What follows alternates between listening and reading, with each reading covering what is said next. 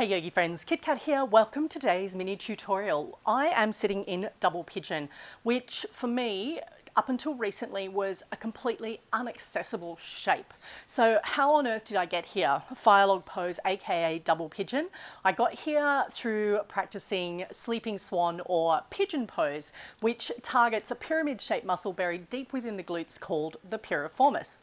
And there's a really big beetle flying right there. I think it's a would-be because it has a yellow back. If I get up in the middle of this tutorial and run away, don't wonder why. The garden, right? Okay, so today we're going to look at pigeon pose, and I'm going to give you a couple of variations, including some work with the block. So if you're in beginner level, or if you're in an intermediate level, or if you want to advance your pigeon pose and find a little bit more depth, the piriformis is one of those muscles that helps you get your leg eventually behind your head when you allow it to surrender and release. So without further ado, let's look at pigeon pose while I untangle myself from fire log or double pigeon. So there are a couple of ways to come into pigeon pose. If you're just new to practice, I recommend coming in through tabletop. So you can just slide your right knee towards your right wrist and then sweep that right ankle, or shuffle or squirrel those toes towards your left wrist. So I'm sliding back here. So this shape is reasonably accessible for me, but one of the key things I want to point out here is that we want this back leg parallel to the mat if you're working on a mat. So when we look at that, the knee is facing down towards the earth. The front part of the foot is flat towards the earth. Now that might mean that you're down here, and that's perfectly okay. I'm going to show you a little adjustment in a moment that's going to help with that. And then we want to work into coming into an upright space. So there's a couple of schools of arguments or discussion here around this knee and indeed the placement of the ankle. My take on this is to work to a level of comfortability for you, and you can continue to find that leg coming parallel to the top line of the mat, but if that hurts the knee and you're not quite feeling like it's comfortable discomfort and it's pinching pain, don't travel so far forward. Perfectly okay to bring this heel back towards the hip and have a smaller angle in here in the knee, and bring yourself up and over the top of the hips. So if you are new to this shape and you're still feeling like you're up here and you can't get down, use one of these guys. You can put a cushion off your couch or your pillow, a rolled up blanket, lunchbox, books, a towel, whatever's going to work for you. We're going to take this block, and I will show you on the other side in a moment, and I'm going to pop it under the hip.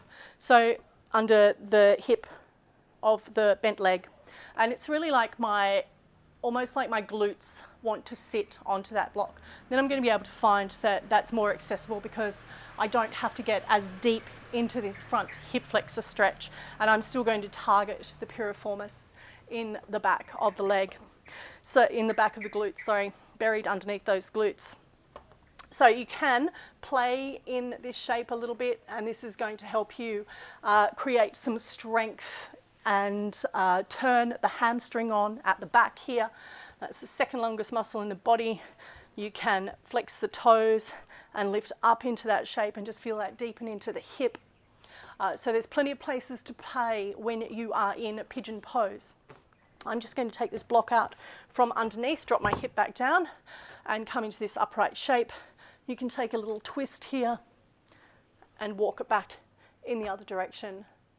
And indeed, when we want to come down into the shape, take it slowly. So don't rush into your pigeon. So take an inhale breath and feel the elongation through the back body.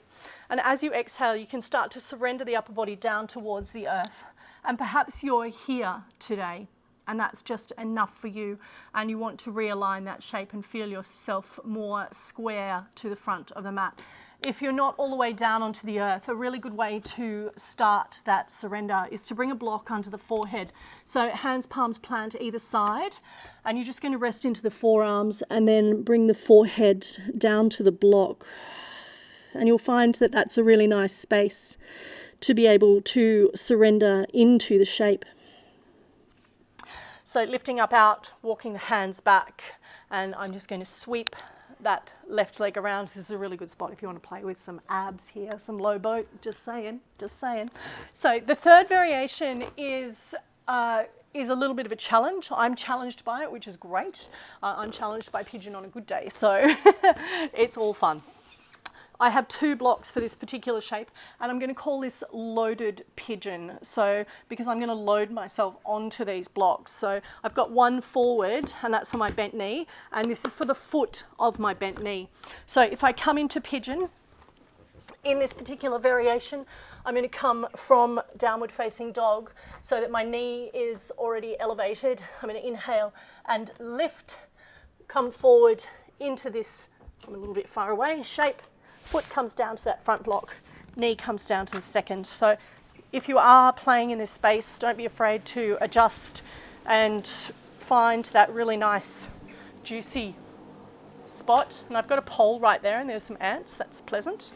My front foot's flexed, my right knee is pressing into the block, and I can really feel this in my piriformis. So I'm using my hands to take some of the load of my upper body, but I am going to load into this pigeon.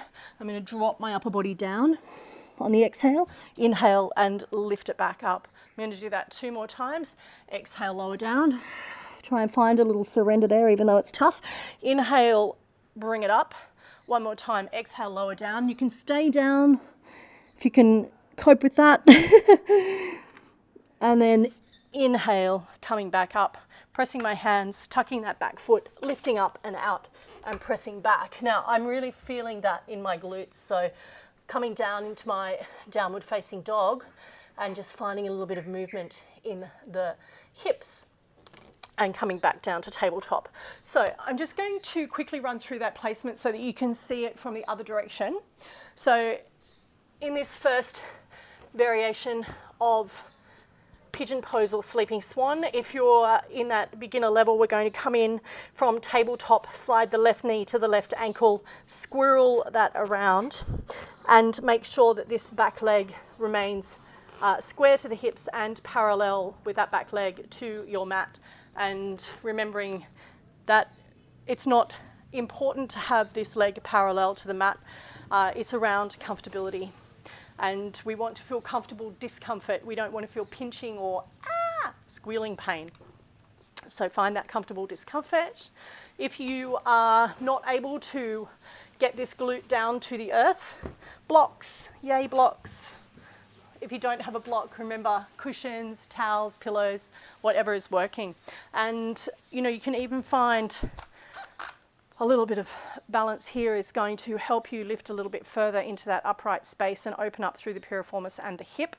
And then eventually coming down, you can leave this block in the back here if you want to find yourself moving into this shape and indeed resting the forehead on the mat so that you can deepen that stretch into pigeon or sleeping swan. So that actually feels quite good.